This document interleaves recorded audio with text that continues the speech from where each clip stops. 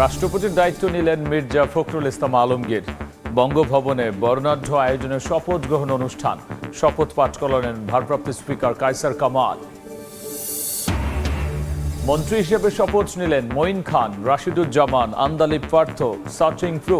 প্রতিমন্ত্রী হলেন শামীম কায়সার, হুমায়ুন কবির। শপথ পড়ালেন নতুন রাষ্ট্রপতি। রিকশার গ্যারেজে ভাঙচুর ও লুটপাটের ঘটনায় থানায় অভিযোগ। মামলা তুলে না নেওয়ায় নারায়ণগঞ্জে ইসলামী যুব আন্দোলনের নেতাকে কুপিয়ে হত্যা, প্রতিবাদে সড়ক অবরোধ। এবং গাজীপুরে ফুটপাত পেরিয়ে মহাসড়ক ও দখলের থাবা। 2-3 লাখেও বিক্রি হচ্ছে দোকান। ইজারার আড়ালে চাঁদা আদায়ের অভিযোগ। রাস্তা সংকুচিত হয়ে চলাচলে দুর্ভোগ।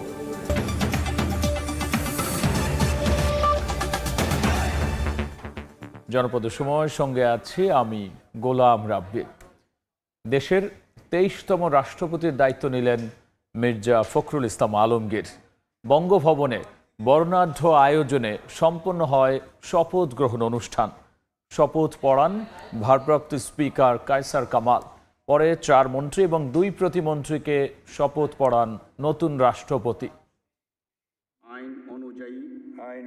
প্রান্তিক এক জেলার তৃণমূলের জনপ্রতিনিধি থেকে রাষ্ট্রের প্রধান, দীর্ঘ রাজনৈতিক যাত্রা পেরিয়ে বঙ্গভবনের বাসিন্দা মির্জা ফখরুল ইসলাম আলমগীর।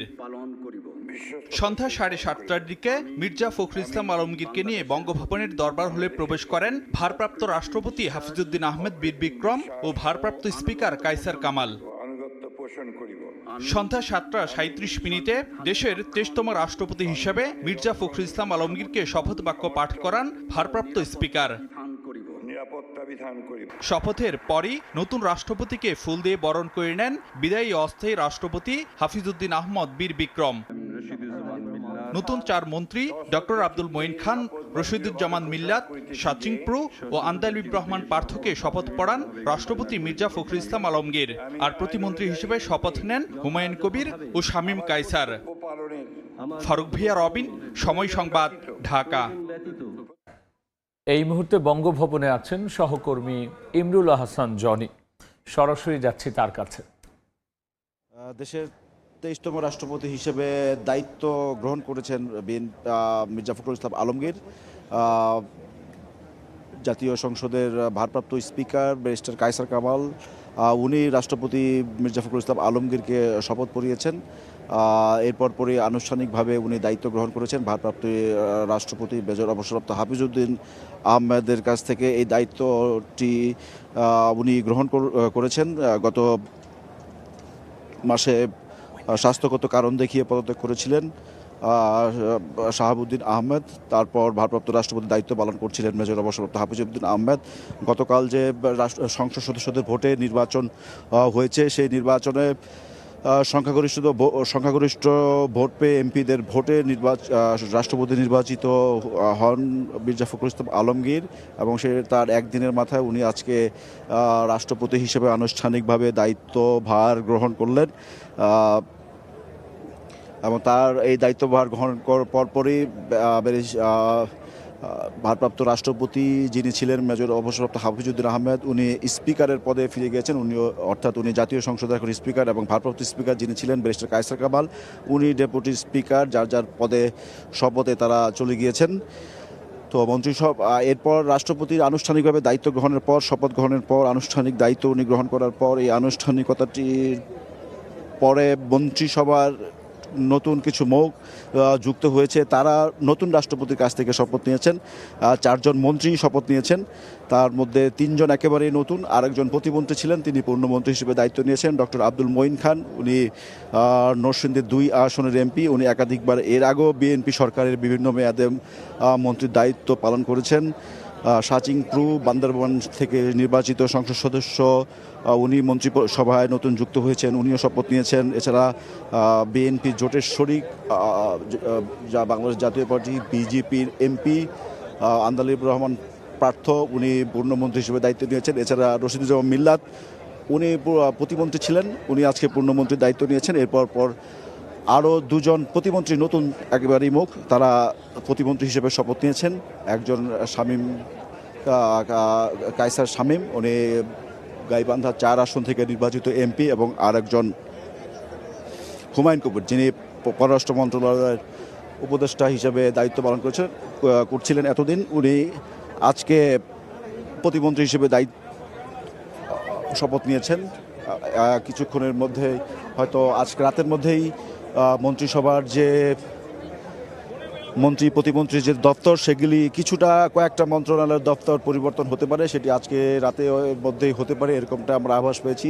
যতটুকু আমাদের কাছে এখন পর্যন্ত তথ্য, যে এলজিআরডি মন্ত্রণালয়ের দায়িত্ব পাচ্ছেন ডক্টর আব্দুল মঈন খান, যেটি দায়িত্ব পালন করছিলেন মির্জা ফখরুল ইসলাম আলমগীর, সেটি যাচ্ছে ডক্টর আব্দুল মঈন খানের হাতে। এছাড়া আন্দালিবুর রহমান পার্থ, উনি তথ্যমন্ত্রীর দায়িত্ব পাচ্ছেন। রশিদুজ্জামান মিল্লাত, উনি বেসামরিক বিমান চলাচল ও পর্যটন মন্ত্রণালয়ের প্রতিমন্ত্রী ছিলেন, উনি এই মন্ত্রণালয়ের প্রতিমন্ত্রী ছিলেন। আমরা এছাড়া সাচিং প্রো, উনি পার্বত্য চট্টগ্রাম বিষয়ক মন্ত্রণালয়ের দায়িত্ব পাচ্ছেন।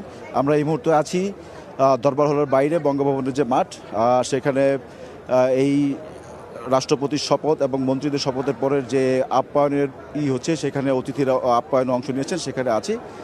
তো সর্বশেষ যে তথ্য, মির্জা ফখরুল ইসলাম আলমগীর নতুন রাষ্ট্রপতি হিসেবে উনি দায়িত্বভার গ্রহণ করেছেন আনুষ্ঠানিকভাবে, উনি এবং আজকে থেকে দায়িত্ব শুরু করলো দেশের 23তম রাষ্ট্রপতি হিসেবে।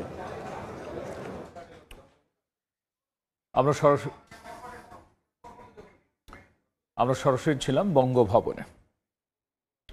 এদিকে শহীদ রাষ্ট্রপতি জিয়াউর রহমান ও সাবেক প্রধানমন্ত্রী মরহুমা বেগম খালেদা জিয়ার সমাধিতে শ্রদ্ধা জানিয়েছেন নবনির্বাচিত রাষ্ট্রপতি মির্জা ফখরুল ইসলাম আলমগীর। জুমার নামাজ শেষে শেরেবাংলা নগরে প্রয়াত দুই নেতার আত্মার মাগফিরাত কামনা করে দোয়া ও মোনাজাত করেন তিনি। আশরাফুল ইসলামের ক্যামেরায় আহমেদ সালেহিনের রিপোর্ট। বঙ্গভবনের যাত্রায় প্রথমেই প্রিয় দুই নেতার সমাধিতে নবনির্বাচিত রাষ্ট্রপতি মির্জা ফখরুল ইসলাম আলমগীর। দেশের অভিভাবকের আসনে আসীন হওয়ার আগে শহীদ রাষ্ট্রপতি জিয়াউর রহমান ও সাবেক প্রধানমন্ত্রী মরহুমা বেগম খালেদা জিয়ার সমাধিস্থলে আসেন তিনি। ফুল দিয়ে শ্রদ্ধা নিবেদন করেন রাষ্ট্রপতি মির্জা ফখরুল ইসলাম আলমগীর। কিছু সময় নীরবতা পালন করে জিয়াউর রহমান ও বেগম খালেদা জিয়ার আত্মার মাগফিরাত কামনা করে দোয়া ও মোনাজাত করেন তিনি। পরে হেয়ার রোডের বাসভবনের উদ্দেশ্যে রওনা হন মির্জা ফখরুল।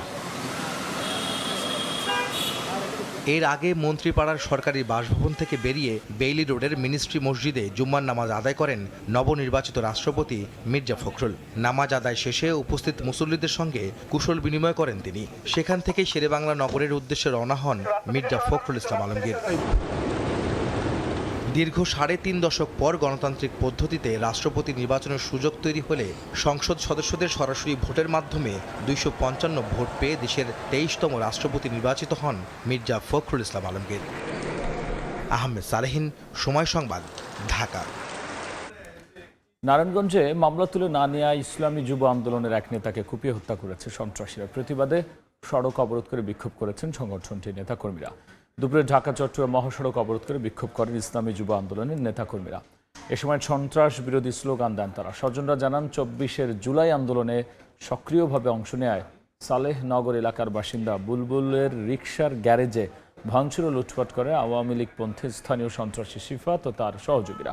এই ঘটনায় সিফাতকে প্রধান আসামি করে বন্দর থানায় মামলা করেন ভুক্তভোগী। পরে মামলা তুলে নিতে বুলবুলকে বিভিন্ন সময় হুমকি দিয়ে আসছিল সিফাত। এরই জেরে গতরাতে বুলবুলকে একা পেয়ে কুপিয়ে জখম করে পালিয়ে যায় সিফাত ও তার সহযোগীরা। গুরুতর অবস্থায় তাকে উদ্ধার করে জেনারেল হাসপাতালে নিলে মৃত ঘোষণা করেন চিকিৎসক।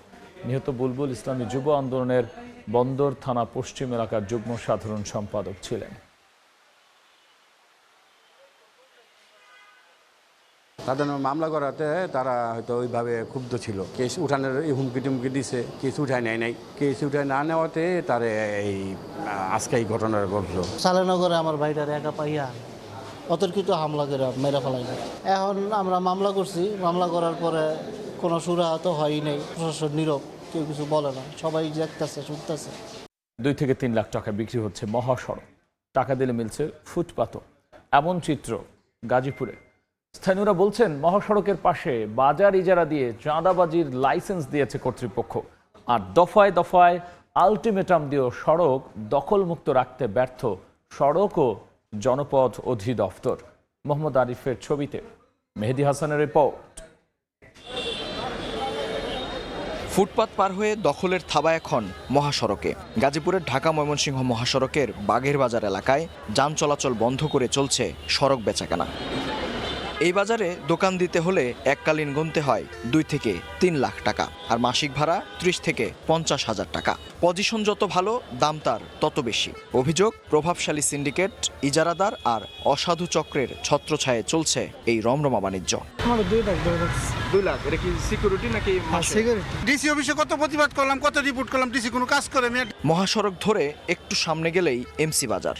এখানকার নিয়ম, এককালীন নয়, দোকান নিতে ফেরত না দেওয়ার শর্তে ইজারাদারদের দিতে হবে 20 থেকে 50,000 টাকা। এগুলো আমরা আবার পাবো না, ব্যাগ কোনো ব্যাগ নাই। মাসে 10-12 হাজার টাকা যায়, ডেলি মনে করেন মানে এক্সট্রা টাকা দেওয়া লাগে 150 টাকা করে। শুধু পজিশন বিক্রি নয়, ইজারার নামে মহাসড়ক থেকে প্রতিদিন তোলা হচ্ছে লাখ লাখ টাকার চাঁদা। শিল্পাঞ্চল গাজীপুরের ঢাকা ময়মনসিংহ ও ঢাকা টাঙ্গাইল মহাসড়কের প্রতিটি বাজারের চিত্র একই। সাইডে গেলে কত সময় গাড়ি বাজায় দেয়, অ্যাক্সিডেন্ট ঘটে। প্রশাসনের নাকের ডগায় এত কিছু ঘটলেও যেন কিছুই করার নেই কর্তৃপক্ষের। দফায় দফায় শুধুমাত্র আলটিমেটাম দিয়েই দায় সেরেছে সড়ক ও জনপদ অধিদপ্তর। মহাসড়কে অবৈধ স্থাপনা উচ্ছেদে এসে এর আগেও হামলার শিকার হয়েছে সড়ক ও জনপদ অধিদপ্তরের কর্মকর্তারা। নিরাপত্তা ঝুঁকি থাকায় অনেকটা নির্বিকার সংস্থাটি, সেই সঙ্গে আছে জনবল সংকটও। দায়িত্ব পালন করতে গিয়ে যখন নিজেরা ভিকটিম হই, আমি বা আমাদের লোকজন যখন মারমুখী পরিস্থিতির শিকার হয়, তখন আমরা পরবর্তী একই ধরনের কার্যক্রমে যাওয়ার জন্য কিছুটা হলেও শঙ্কিত থাকি। মহাসড়কের পাশে বাজার ইজারা দিয়ে চাঁদাবাজির লাইসেন্স দিয়েছে কর্তৃপক্ষ, এমন অভিযোগ স্থানীয়দের। যদিও জেলা প্রশাসকের দাবি, রাজস্ব আদায়ের লক্ষ্যে বাজার ইজারা দিলেও মহাসড়ক দখলের অধিকার দেয়া হয়নি। এই অসাধুতা, এই অনিয়ম করে কেউ যদি ভাড়া দেয়, ভাড়া নেই, উভয় অপরাধী। আমরা বাগের বাজার এবং মাওনা বাজার যে কোনো দিন উচ্ছেদ করব। গাজীপুরের সকল বাজার ইজারা দিয়ে প্রতি বছর প্রায় 50 কোটি টাকা রাজস্ব আদায় করে কর্তৃপক্ষ। মেহেদী হাসান, সময় সংবাদ, গাজীপুর। নারায়ণগঞ্জে ভয়াবহ আগুনে পুড়ে গেছে ইজি বাইকের গ্যারেজ ও ঝুটের গোডাউন। ফায়ার সার্ভিস জানিয়েছে, ভোরে ফতুল্লার একটি ব্যাটারি চালিত ইজি বাইকের গ্যারেজে আগুন লাগে। মুহূর্তে আগুন ছড়িয়ে পড়ে আশপাশের গোডাউনে। খবর পেয়ে ফায়ার সার্ভিসের 4টি ইউনিট প্রায় 2 ঘন্টা চেষ্টা চালিয়ে আগুন নিয়ন্ত্রণে আনে। তবে পুড়ে গেছে বেশ কয়েকটি ইজি বাইক ও ঝুটের গোডাউন। বৈদ্যুতিক শর্ট সার্কিট থেকে আগুনের সূত্রপাত ধারণা ফায়ার সার্ভিসের।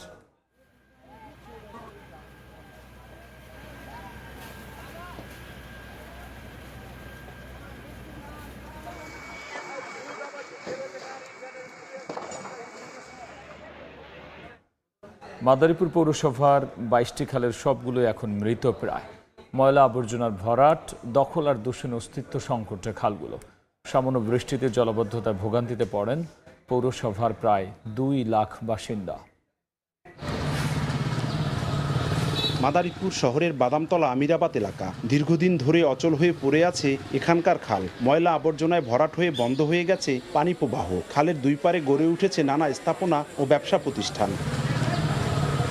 শুধু এই খালটিই নয়, দখল, দূষণ আর ভরাটের কারণে অস্তিত্ব সংকটে পৌরসভার অধীনে থাকা 22টি খাল। একসময় এসব খাল দিয়ে নৌযান চলাচল করলেও এখন তার কোনো সুযোগ নেই। পানি নিষ্কাশনের পথ বন্ধ থাকায় অল্প বৃষ্টিতে শহরের বিভিন্ন এলাকায় তৈরি হয় জলাবদ্ধতা। বৃষ্টি হলে রোড ভইরা যায়, মানুষজন, বাচ্চারা স্কুলে দিয়ে আসতে পারি না। পরিকল্পনা মাফিক যদি এই ড্রেনগুলা, কালভার্টগুলো ওইভাবে করতো, তাইলে শহরে এইভাবে পানি জমতো না। পৌরবাসীর দীর্ঘদিনের দুর্ভোগের কথা মাথায় রেখে এবার দখল ও ভরাট হয়ে যাওয়া খালগুলো উদ্ধারের উদ্যোগ নিয়েছে পৌর কর্তৃপক্ষ। আরইউডিটিপি প্রকল্প, যেটা হচ্ছে মাদারীপুর শহরের একটা মাস্টার প্ল্যান হবে, এইটা দিয়ে কিন্তু রাস্তা বড় হবে এবং বড় একটা ড্রেন হবে, সেহেতু এখানে আর দখলের সেই সুযোগটা থাকবে না। আজকে যে উদ্যোগ নেওয়া আছে, আমি মনে করি ভবিষ্যতের জন্য এই উদ্যোগ যদি চলমান থাকে তাহলে মানুষ আর জলাবদ্ধতায় থাকবে না। প্রাথমিক পর্যায়ে 3টি খাল খনন, আধুনিক ড্রেন নির্মাণ ও সংশ্লিষ্ট সড়ক উন্নয়নে সম্ভাব্য ব্যয় ধরা হয়েছে 98 কোটি টাকা।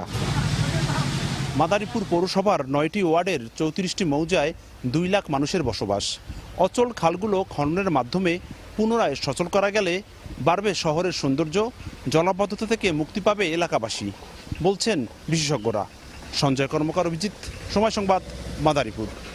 রাজবাড়ী কুষ্টিয়া আঞ্চলিক মহাসড়ক যেন মরণ ফাঁদ। প্রায় প্রতিদিনই সড়কে ঘটছে ছোট বড় দুর্ঘটনা। গত 8 মাসে প্রাণ গেছে 21 জনের, আহত শতাধিক। চালকরা বলছেন, সড়ক নির্মাণ ত্রুটি ও 3 চাকার অবৈধ যান চলাচলের কারণে দুর্ঘটনা বেশি ঘটছে।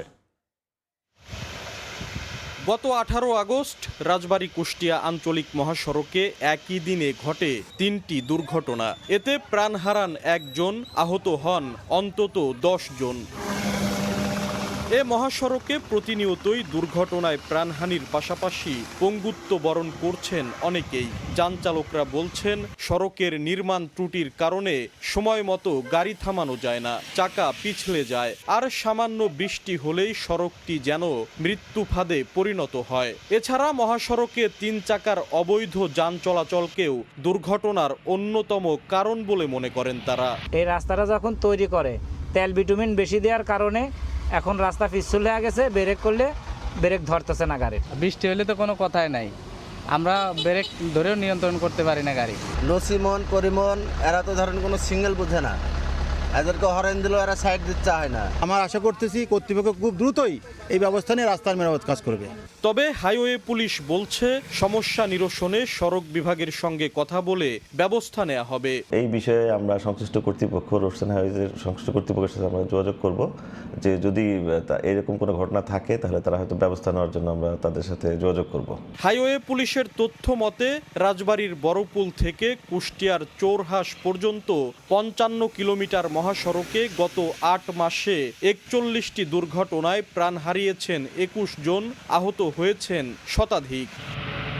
আশিকুর রহমান, সময় সংবাদ, রাজবাড়ী। সাপ্তাহিক ছুটি মানেই যেন কক্সবাজার সমুদ্র সৈকতে মানুষের ঢল। কর্মব্যস্ত নগর জীবন আর কংক্রিটের দালান ছেড়ে শুক্রবার পরিবার পরিজন কিংবা প্রিয়জনকে নিয়ে বিশ্বের দীর্ঘতম সমুদ্র সৈকতে ছুটে এসেছেন হাজারো পর্যটক। নোনা জলে স্নান, জেটস্কি, বিচ বাইক কিংবা ঘোড়ার পিঠে চড়ে আনন্দে মাতেন ভ্রমণ পিপাসুরা। সব মিলিয়ে ছুটির দিনে কক্সবাজার সৈকত জুড়ে যেন বসেছে উৎসবের মেলা। বালুচর জুড়ে যেদিকে চোখ যায় শুধু ভ্রমণ পিপাসুদের পদচারণা। কেউ এসেছেন পরিবার নিয়ে, কেউ প্রিয়জনের সঙ্গে। কর্মব্যস্ত জীবনের একঘেয়েমি আর শহরের ব্যস্ততা পেছনে ফেলে কয়েকটি আনন্দঘন মুহূর্ত কাটাতেই তাদের এই ছুটে আসা।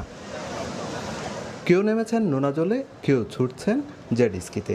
বালুচরে বিচ বাইক কিংবা ঘোড়ার পিঠে চড়েও চলছে আনন্দ উচ্ছ্বাস। আর প্রিয় মুহূর্তগুলো ধরে রাখতে ক্যামেরার ফ্রেমে বন্দি করছেন স্মৃতিও। এইরকম লংগেস্ট বিচ তো আসলে একমাত্র কক্সবাজারই আছে।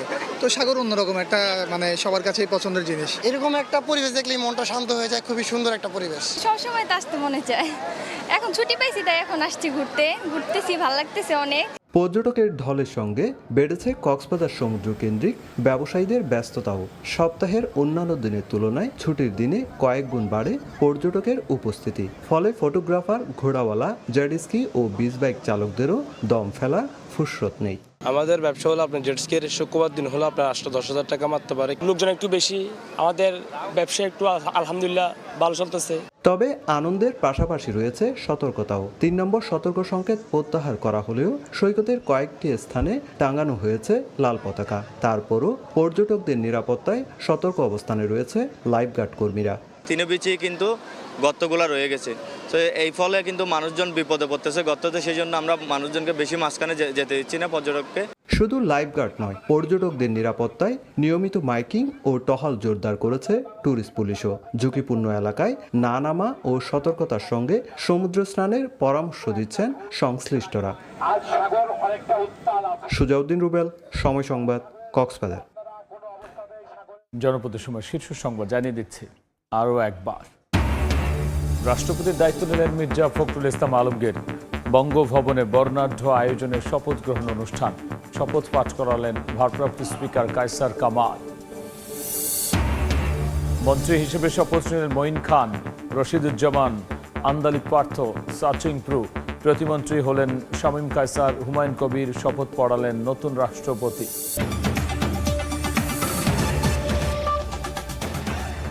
এই ছিল জনপদের সময়। এরপর রাতের সময় নিয়ে আবারও আসছি কিছুক্ষণ পর, সঙ্গেই থাকুন সময়।